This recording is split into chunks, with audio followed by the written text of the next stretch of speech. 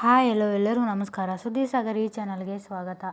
ರಾಮಾಚಾರಿ ಇಂದಿನ ಸಂಚಿಕೆಯಲ್ಲಿ ಏನಾಗ್ತಿದೆ ಅಂತ ನೋಡ್ಕೊಂಡು ಬರೋಣ ಬನ್ನಿ. ಅದಕ್ಕೂ ಮೊದಲು ಯಾರೆಲ್ಲ ನನ್ನ ಚಾನಲ್ಗೆ ಸಬ್ಸ್ಕ್ರೈಬ್ ಮಾಡಿಲ್ವೋ ಈ ಕೂಡಲೇ ಸಬ್ಸ್ಕ್ರೈಬ್ ಮಾಡ್ಕೊಳ್ಳಿ. ರಾಮಾಚಾರಿ ರಾಘುವನ್ನು ನೋಡಿ ಎಲ್ಲ ವಿಧಿಯಾಟ, ಅದರ ಮುಂದೆ ನಾವು ಯಾರೂ ಹೊರತಲ್ಲ. ಈಗ ರಾಘು ಪ್ರಾಣ ಉಳಿದಿದೆಯಲ್ಲ ಅಷ್ಟೇ ಸಾಕು. ಈಗ ಅದರ ಬಗ್ಗೆ ಹೆಚ್ಚಿಗೆ ಮಾತಾಡಿ ಯಾರಿಗೂ ನೋವು ಮಾಡೋದು ಬೇಡ. ಸರಿ, ಈಗ ಮುಹೂರ್ತ ಮೀರ್ತಾ ಇದೆ. ರಾಘುಗಂತೂ ಹಸೆಮಣೆ ಮೇಲೆ ಕೂಡಕ್ಕಂತೂ ಸಾಧ್ಯವಿಲ್ಲ. ಯಾರಾದರೂ ಬಂದು ಬೇರೆ ಚೇರ್ ತಂದು ರಾಘು ಪಕ್ಕ ಹಾಕಿ ಅನಿತಾಗೆ ಅದರ ಮೇಲೆ ಕೂಡಿಸೋಣ.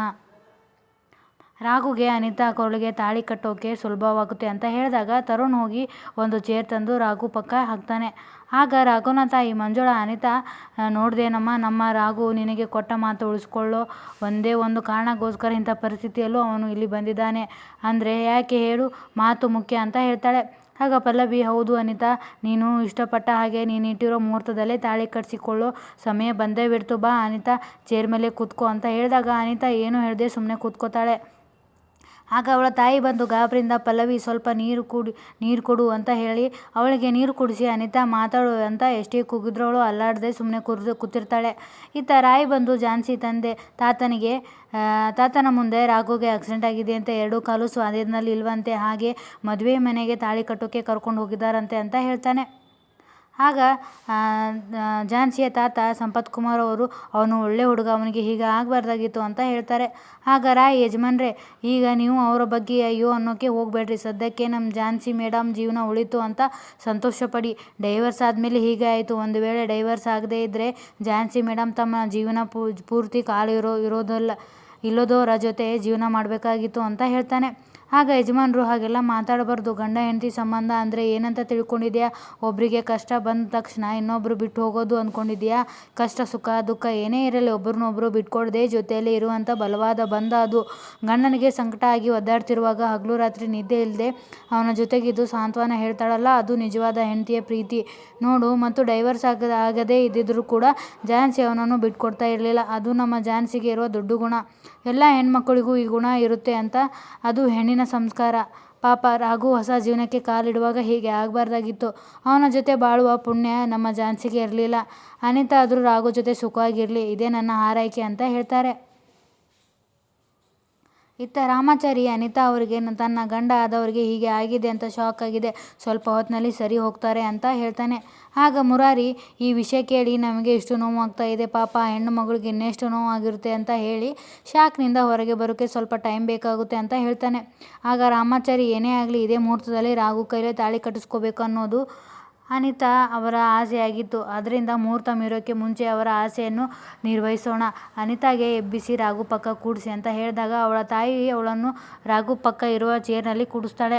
ಆಗ ಅವಳ ತಾಯಿ ತನ್ನ ಗಂಡನಿಗೆ, ಇದೇನ್ರಿ ಇದು ನಮ್ಮ ಮಗಳ ಜೀವನ ಹೀಗೆಲ್ಲ ಆಯ್ತಲ್ಲ ಅಂತ ಅಳುತ್ತಾ ಹೇಳ್ತಾಳೆ.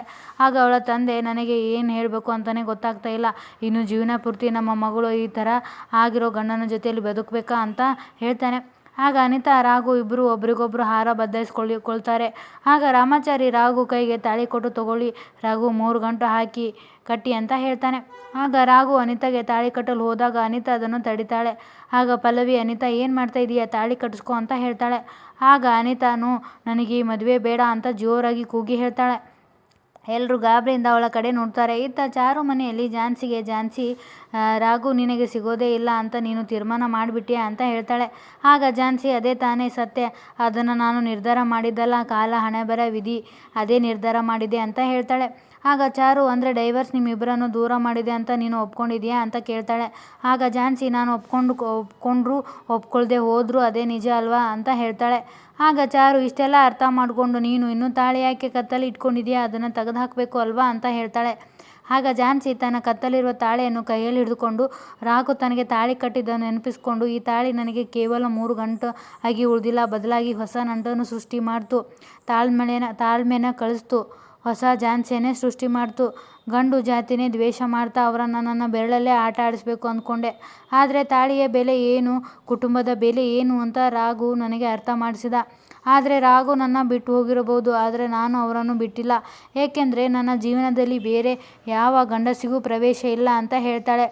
ಆಗ ಚಾರು, ಒಂದು ವೇಳೆ ರಾಘು ವಾಪಸ್ ಬಂದರೆ ಅಂತ ಕೇಳ್ತಾಳೆ. ಆಗ ಝಾನ್ಸಿ, ಅದು ಕನಸಿಗೂ ಮೀರಿದ್ದು ಚಾರು, ಯಾಕೆಂದರೆ ರಾಘು ನನ್ನ ಜೀವನದಲ್ಲಿ ಬರಲ್ಲ, ಅವನ ಜಾಗನೇ ಬೇರೆ, ಯಾರು ಅವನ ಜಾಗನ ಬೇರೆ ಯಾರೂ ತುಂಬಲಿಕ್ಕೆ ಸಾಧ್ಯ ಇಲ್ಲ ಅನ್ನೋದಕ್ಕೆ ಸಾಕ್ಷಿನೇ ಈ ತಾಳಿ ಅಂತ ಹೇಳಿ ಒಳಗಡೆ ಹೋಗ್ತಾಳೆ. ಇತ್ತ ರಾಘುನ ದೊಡ್ಡಪ್ಪ ಅನಿತಾಗೆ ಏನು ಹೇಳ್ತಿದ್ಯಾ ನೀನು, ತಮಾಷೆ ಮಾಡ್ತಿಲ್ಲ ತಾನೆ ಅಂತ ಹೇಳ್ತಾನೆ.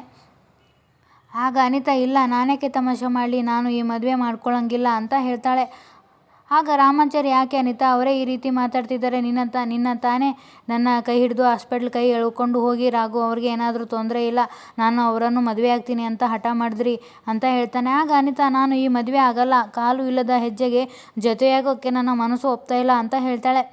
ಆಗ ರಾಘುನ ತಂಗಿ ನನ್ನ ಅಣ್ಣ ಕಾಲಿನ ಸ್ವಾಧೀನ ಕಳೆದುಕೊಂಡಿರ್ಬೋದು, ಆದರೆ ನಿನ್ನ ಜೊತೆ ಬದುಕೋ ಕನಸು ಕಾಣ್ತಾ ಇದ್ದಾನೆ ಅಂತ ಹೇಳ್ತಾಳೆ. ಆಗ ಅನಿತಾ ಕನಸು ಕಾಣ್ತಾ ಇರ್ಬೋದು, ಆದರೆ ಇದು ಪ್ರಾಕ್ಟಿಕಲ್. ಇವರು ಕಟ್ಟುವ ಈ ತಾಳಿಯಿಂದ ನನ್ನ ಬಾಳನ್ನು ಬಂಧನದ ಬೇಲಿ ಮಾಡ್ಕೊಳ್ಳೋಕ್ಕೆ ನನಗೆ ಇಷ್ಟ ಇಲ್ಲ.